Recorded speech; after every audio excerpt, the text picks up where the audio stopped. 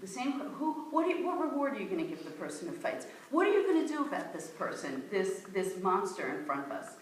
And David said to Shaul, your servant will go and fight him. In other words, meaning, I'll do it. No one, you can imagine everyone talking to each other, and no one doing this. And of course, b'makom she'ein ish, in a place where there's no man, there's David. So David says to Shaul, I'm just a simple servant, that's what I've been doing. But if a lion would come or a bear would come, I would push him away. I have a little experience with fearful sort of monster-like things, and I would go after it. And if it attacked me, I would attack it back. And I've killed lions and bears, and I think this Plishti is going to end up looking like one of them. And God says, God saved me from a lion and a bear, and He's going to save me from the Plishti. So you can imagine the sort of youthful naivete and exuberance of this, right? And the older brother saying, "What are you talking about? Yeah, this will never work. Don't be silly." But Shaul couldn't fight him anymore, which actually is a good sign of a good warrior, that he could wear you down with his wit and his words. Vayomer Shaul el David, like, just go. All right? This was actually a very risky thing for Shaul to do. Because if you really think that you're sending someone out to the front lines who cannot actually be victorious, then you have blood on your own hands. So he just said, either he really believed David, or he just simply did not know how to combat his relentlessness. And he said, go, v'Adonai yeh imach. And God should be with you. And God was with David, right? So Shaul, and to me this is such an endearing scene, Shaul says, let me dress you. And he dresses David. Now what's the overriding feature that Shaul has? He is tall. He's tall and good looking, perfect politician. He's tall and good looking, and Shaul is short. And when he puts on Shaul's clothes, it's David girded his sword, he put it all on. It says, then he tried to walk. No, he just couldn't do it. He couldn't wear all this. It was dragging him down. It was going to be inefficient. And he, again, in that youthful sort of way of saying, what do I need all of these garments? It's not going to help me. He says, I have to take these off. Hilo nasiti. I'm not used to them. This isn't for me. I'm not used to them. So David took them off. He took everything off. He took them off. And then he took his stick and he took he took 5 stones and he put them in a little pocket of his bag, and then he set out to the Philistine. Now you have to imagine the scene of his brothers watching. Now what are they thinking? What is Dad going to say when we come home and tell him? And he's going to say, but he's not equipped for war. And he's a little snippy, he's the 8th child. And he's got a shepherd. And how could you do this? And it's so irresponsible of you. And again, you have certain resonances of the Yaakov and Yosef story of a group of brothers who in this case, there's anger towards the younger brother, but for different reasons. But the sense of what's the responsibility of one brother to another. So he goes out with his 5 stones in his hand. Now, I don't know how many of you people in the room have seen Michelangelo's David. Okay, well, it's good we get out of Get Mill. So if you've seen it, you know what I'm saying, that it is larger than life, and it's extremely striking when you go in. And most people are not focusing on the 5 stones. But there are indeed stones, and he's carrying on his shoulder a very small, like a little thing on his shoulder of these stones. And there's something about the way in which the artist depicts this. I think it's a moment. It's not really a person in many ways. But the sense of the naive confidence that he had to have, almost a certain egoism that was blind to the reality of himself and also of his circumstances, that he just thought, I will be the one to do this. And yet, he is the one to do this. And he does it, he says to the Plishti, Atah ba'elai, come to me. And you're thinking, when does the chutzpah end? It's just unbelievable. He says, He says, you're going to come to me with the javelin and your stones and all the things that all of your weapons, your catapults, whatever, the sword, spear, javelin. I'm not really up on my weaponry. Does you take all this,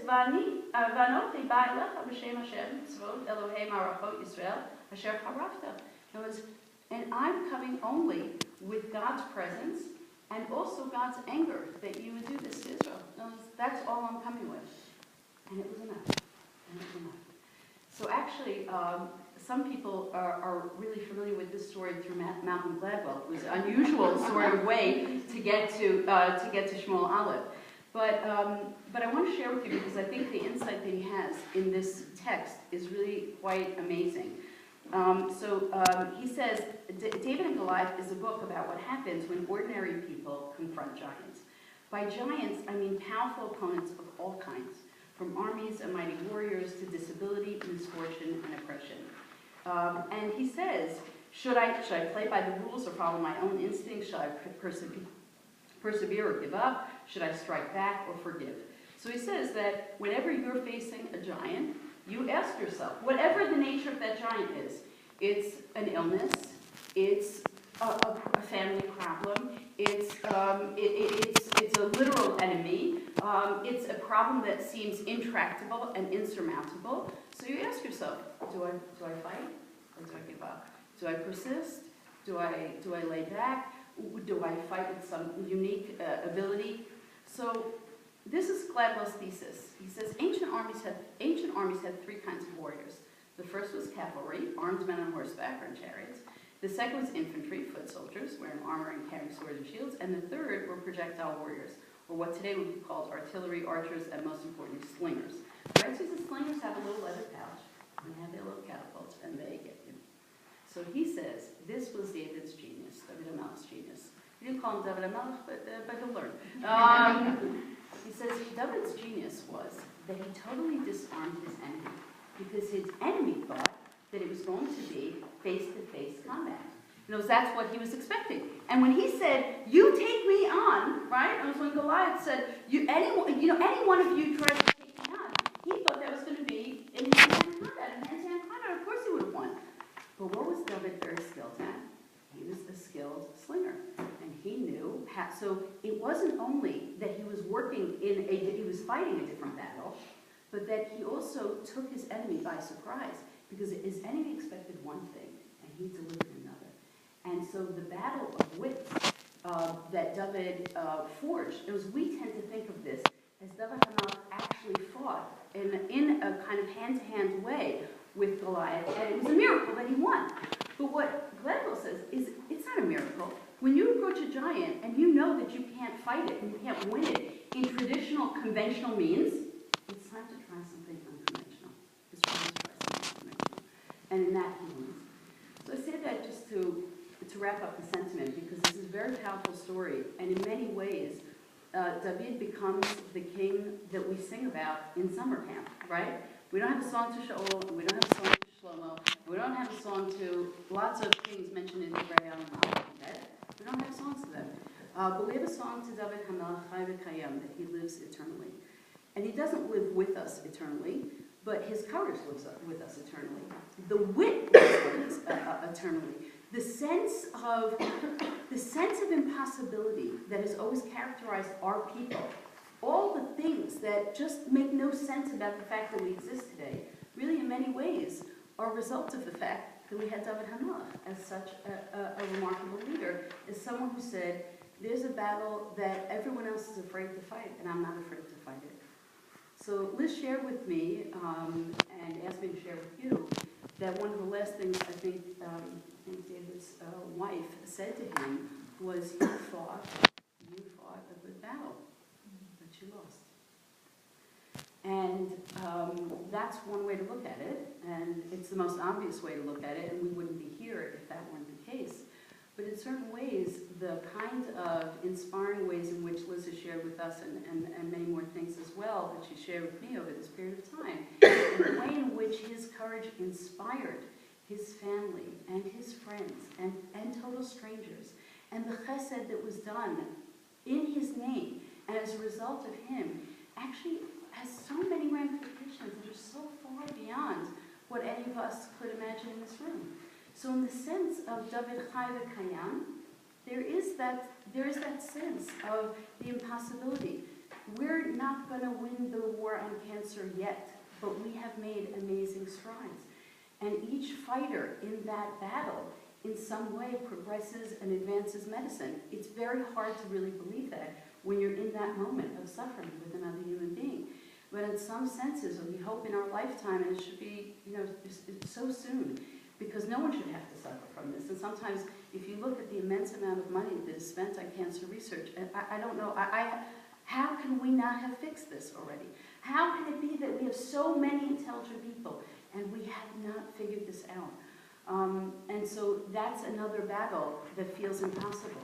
But it doesn't feel impossible to some people, to people who have a mindset that says, we're going to battle this, and we're not going to battle it in the traditional way, because the traditional way doesn't work, and the traditional way doesn't disarm. And the unconventional way here is, in many ways, the spiritual battle and the intellectual battle that David fought. So I just wanted to leave with really one thought, maybe a little tefillah for Liz, because it's really towards the end of David Hanan's life, in Divrei Hayamim Aleph, when David says to Shlomo, and David had something he wanted to do in his life that he didn't do. He wanted to build the temple. He wanted to build the Beit HaMikdash. It hurts him that he cannot build it. God says, "His blood on your hands. It's not going to be you. It's going to be your son." And David HaMelech says, "Well, at least let me make all the kelim. Let me buy all the materials." In other words, I have to be part of this project because this has been the enterprise of my life. And I think in that sense of looking at an unfinished life, there's no one who lives a finished life. And there's always some work that's not yet finished. And the question is, who finishes the work? So the family finishes the work.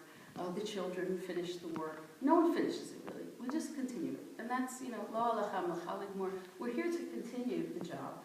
And David HaMelech understood that he wasn't going to finish. And when his life was nearing its end, he said to his son Shlomo, Vayomer David l'Shlomo b'no, Chazak ha'amatz, so a refrain we remember from Yeshua, V'aseh al tira v'al ticha, ki Adonai Elohim Elohei imach. And he passes on the blessing that Shaul passed on to him before he went to war.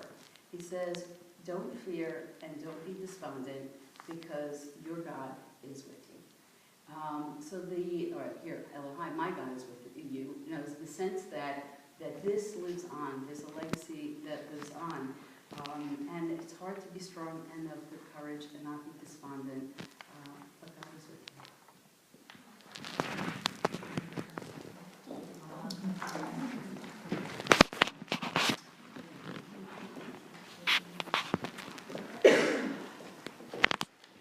Before we start singing, I wanted to pick up on something that Erica said about, all the chesed that was done, the shame of David, and it really was unbelievable. Every time I went, there was someone there helping him, whether it was every day someone sat with him and helped him lay tefillin and helped him daven, and just things like that, things that we sort of take for granted that we'd be able to do. He couldn't, but he was determined to, and this mitzvah became sort of everybody's mitzvah. But I shared with Dalia some of the songs that were sung to him that really give you a sense of his values and his battle and how much he loved his Judaism.